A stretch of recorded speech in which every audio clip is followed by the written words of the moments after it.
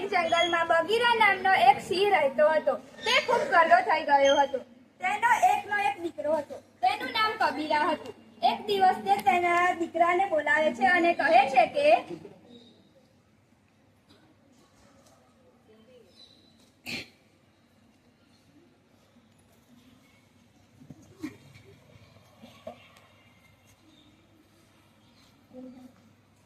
બેટા, હવે તો હું ગરડો થઈ ગયો છું અને મારા અંતિમ દિવસો પણ આવી ગયા છે અને મને તારી ખૂબ જ ચિંતા થાય છે. પિતાજી, એમાં ચિંતા કરવાની શી જરૂર છે? તમારા પછી હું જ રાજા બનવાનો છું ને. પણ બેટા, તને તો હજુ શિકાર કરતા જ નથી આવડતું. પિતાજી, તમે જાણો છો ને કે હું એક સિંહ છું. સિંહને શિકાર કરવાની શી જરૂર છે? હું જંગલના થોડા પ્રાણીઓમાંથી થોડું ખાઈને મારો ગુજરાન ચલાવી રહીશ. હા, મૂર્ખ જાણું છું. તારા પર તો મને પાકો વિશ્વાસ છે.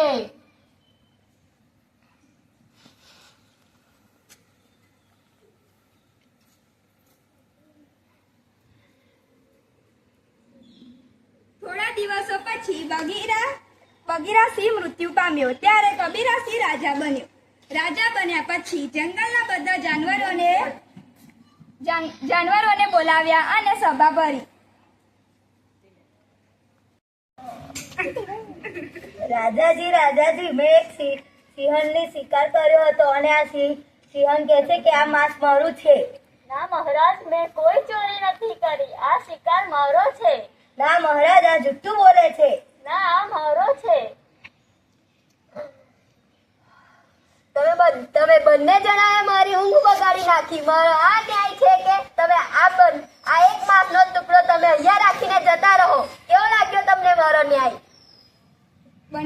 બંને દીપડા ત્યાંથી ઉદાસ થઈને ચાલ્યા ગયા. એના કરતા તો સારું હોત કે આપણે અડધો માંસનો ટુકડો લઈ લીધો હોત. આ તો રાજા નહીં પણ ચોર છે. સાચી વાત.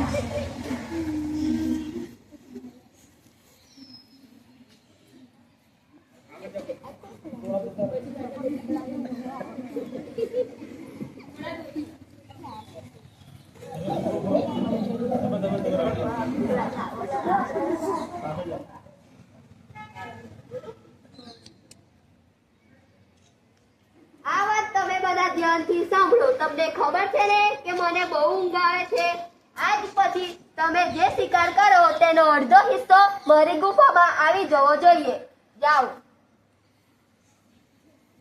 આ સાંભળી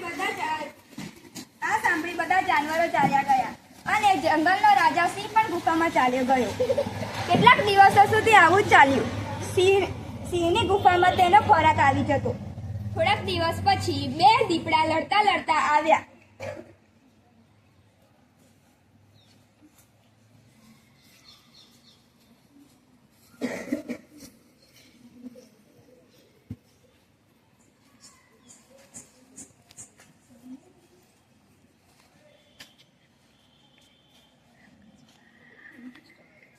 એક દિવસ એક શિયાળ તેના પતિને જઈને કહે છે કે હવે આવું ક્યાં સુધી ચાલતું રહેશે?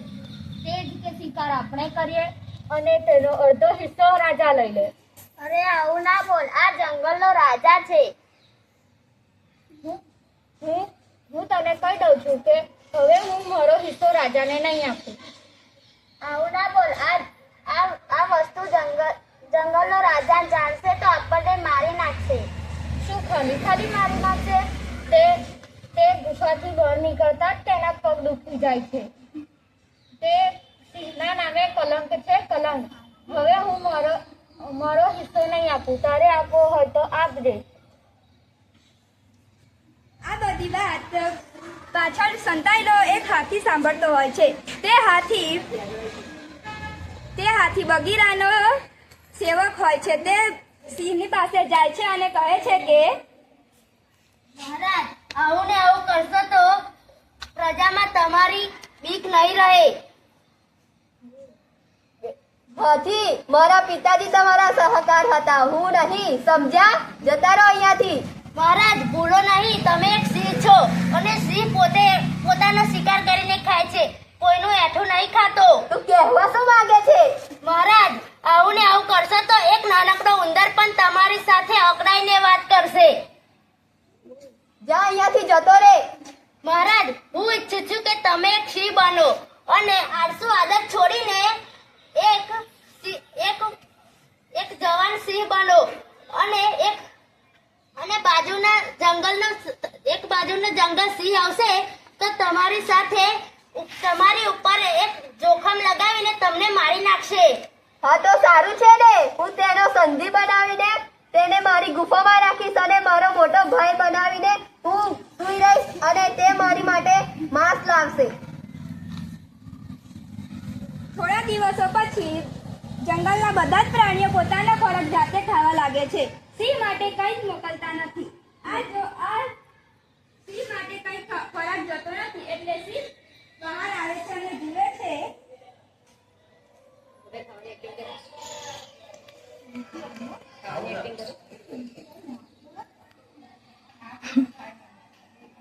હે મૂર્ખ જાનવર, તને ખબર નથી આ જંગલની વાતની કે જે પણ શિકાર કરે છે તેનો અડધો હિસ્સો મારી ગુફામાં આવીને મૂકી જવો જોઈએ? માફ કરજો મહારાજ, મને આ વાતની યાદ ન રહી હતી.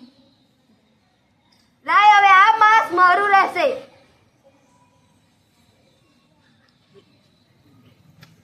સિંહ વિચારે છે કે આ માંસને હું તળાવના કિનારે શાંતિથી બેસીને ખાઈશ. આ સિંહને તો હું એક દિવસ મારી નાખીશ. મને તેના પર બહુ જ ગુસ્સો આવે છે. સિંહના નામમાં કલમ છે, આ કલમ.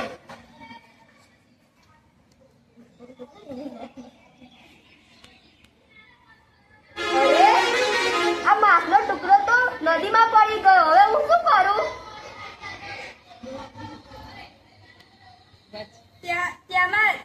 તળાવમાંથી ધુમાડો નીકળવા લાગ્યો. તેમાંથી એક સુંદર સ્ત્રી પ્રગટ થઈ અને તે કહેવા લાગી કે મારા તળાવમાં માંસનો ટુકડો કોણે નાખ્યો? હે મૂર્ખ, તું કોણ છે? મને હું સિંહ છું. મને માફ કરો. તમે આ જંગલના રાજા છો, તેને મને કશી જાણ ન હતી. મને લાગ્યું કે સાધારણ પ્રાણી હશે. હું આ જંગલનો રાજા છું. હું આ માયાનું તળાવની જળપરી છું. મારું તળાવ આ જંગલમાં આવ્યું છે તો તમે મારા રાજા કહેવાઓ છો. હવે ખૂબ રાત થવા લાગી છે, મને ભૂખ લાગી છે. લાવ મારા માંસનો ટુકડો આપ. મને આપ. તે તો હવે શક્ય નથી. તમે જો એના બદલામાં બીજું કોઈ માંગશો તો હું તમને આપીશ. હું ઈચ્છું છું કે મારો કોઈ નાનો ભાઈ હોય તે મારી માટે માંસનો ટુકડો લાવે અને હું ગુફામાં ઊંઘી રહું. જંગલના રાજા તો એક જ હોય છે, પણ તમે મારા રાજા છો એટલે હું તમને કરી આપું છું.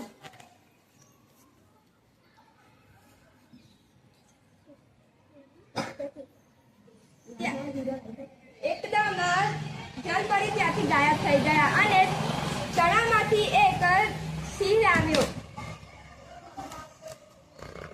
હું તારો મોટો ભાઈ છું અને તું મારો નાનો ભાઈ છે, ત્યારે આજ પછી તારે મારી માટે માંસ લાવીને મારી ગુફામાં આપી જવાનું. નહીં, એવું નહીં બને. રાજા તો હું જ બનીશ. લાવ, તને મારી નાખું. કબીરા સિંહને મારી નાખે છે ત્યારે તે સિંહ જંગલનો રાજા બની જાય છે. હા, રાજા તો હું જ બન્યો.